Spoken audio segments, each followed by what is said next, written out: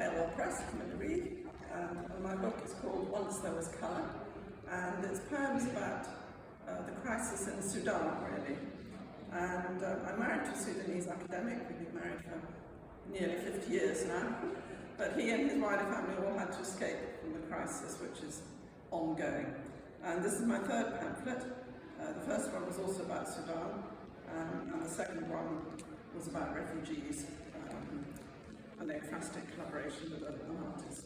So the first half of this book is about taking our whole family post-pandemic for a holiday in Sudan, at the Christmas of 2022, January 23, and then coming back to Britain, and 2 months later, everything blew up, and then it follows the journey that the family had to make leaving Sudan. Back to square one. We trust we'll all stay safe visiting Khartoum at Christmas, a risk worth taking after so long apart, the separation of pandemic years. A raft of family members descends from all corners to celebrate 3 weddings in brilliant style. The older folk feel a bit older. The younger discover new selves, enjoying a sunrise sortie, quad bikes by the Nile. Little do we know, within 3 months, everything will implode. These heady days, even more precious to savour, family cut off again. A great gathering. 20 cousins, roughly the same age, in their 30s, some married, some not. All have negotiated university, begun their working lives. They form a guard of honour for bride and groom, women circling on one side, men on the other. A flower girl leads the way. The couple take to the floor for the first dance. The future seems bright. New bonds are being forged, promises made, not to leave it so long. Now they're all scattered, some trapped in the country, some not. Sunset by the Nile. The scene seems peaceful, not a breath of wind, the age-old descent into night, which comes suddenly in these climes. People visit here to relax, escape the tensions of daily life. A lone tree stands in sharp silhouette against the sky. It has weathered flooding, the heat of blazing sun. In better times, there would be picnics in its shade, goats scavenging around its trunk. A country gifted with the bounty of the Nile, yet it does not seem possible to live in peace. No one knows what the next day will bring. One day, the sun will not rise.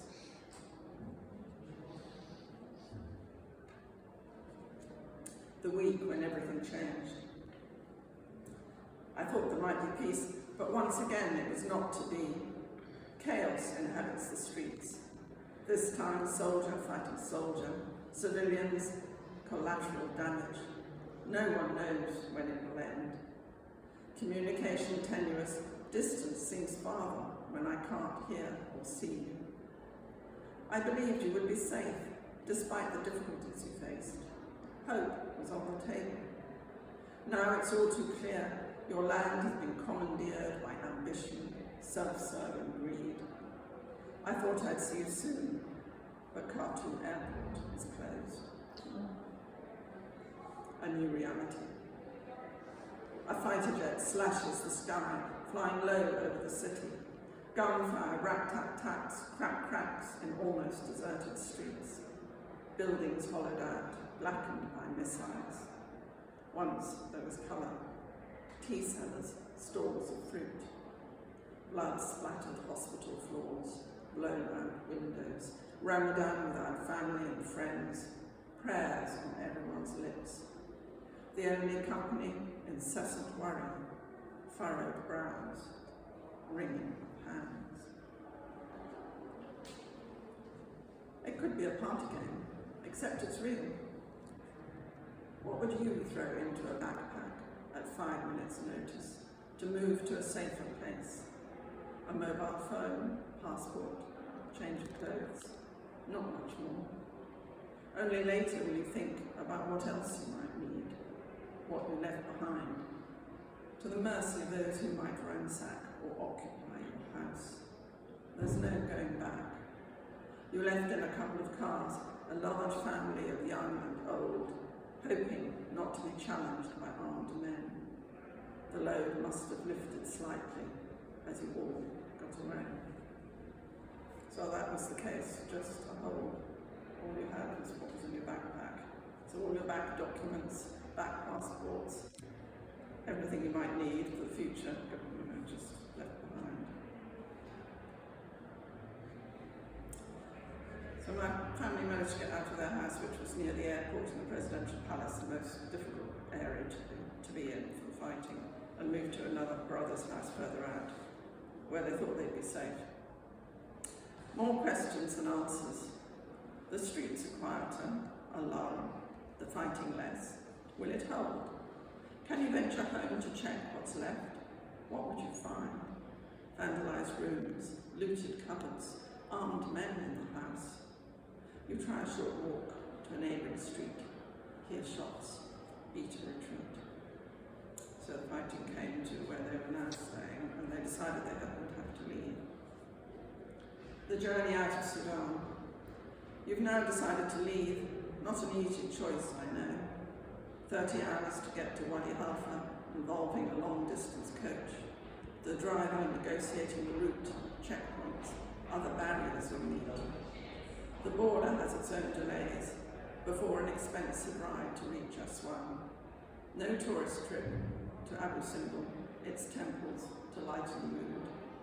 There'll be a worrying hiatus till you're safe in Cairo. The next step, adjusting your life while the conflict plays out. And the last one I'll read. Seismic stress. It's early days, memories keep coming back. Small aftershocks disturbing the apparent calm. No warning, anything a trigger. The terrain won't return to how it was. Fault lines have appeared. Fissures you might fall into. The tectonic plates of your life have shifted. Thank you.